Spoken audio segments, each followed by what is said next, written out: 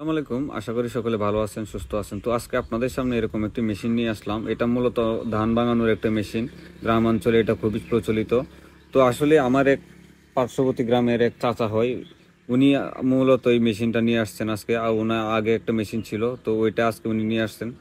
তো এই মেশিনটা অত্যাধুনিকভাবে স্টার্ট নেয়। দেখেন আমি যে দেখাচ্ছি, এটা মূলত একটা মোটরের সিস্টেমের মাধ্যমে এই মেশিনটা স্টার্ট হয়। এবং আমার জীবনে আমি আজকে প্রথম এরকম একটা প্রযুক্তি বা এরকম একটা মেশিন দেখলাম।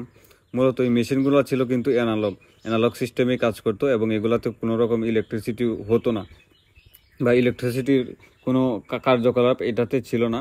এটা শুধুমাত্র ফিউলের মাধ্যমে কাজ করতো। তো দেখেন এই পাশে একটা ব্যাটারি অ্যাড করছেন উনি, এবং এই ব্যাটারিটা মূলত 12 ভোল্টের, এবং এই ব্যাটারির নেগেটিভ পজিটিভ উনি এই মোটর, যে কালো মোটরটা দেখতে পাচ্ছেন, এবং এইখানে দেখতে পাচ্ছেন একটা চাবি, এবং এটা লক সিস্টেম আছে। এটা এই চাবি ছাড়া অন্য কোনো চাবির মাধ্যমে এই মেশিনটা স্টার্ট করা যায় না। তো আসলে এটা খুবই উন্নত প্রযুক্তির একটা এবং এই উন্নত চিন্তা ভাবনার মানুষের দ্বারা এটা করা সম্ভব।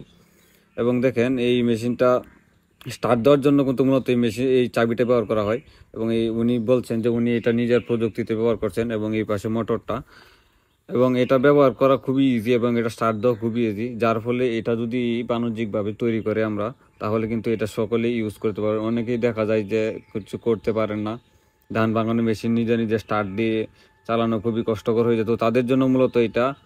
এছাড়াও অনেক এখন মোটর চলে এসেছে, তবে এটাও ভিন্ন হিসাব, এবং এটা আমার প্রযুক্তিটা খুবই ভালো লেগেছে আমার কাছে, যার কারণে আপনাদেরকে আজকে ভিডিও করে দেখানো। দেখেন এটা মূলত কিভাবে স্টার্ট নেয়, আপনাদেরকে আমি র সাউন্ডটা দেখানোর চেষ্টা করতেছি।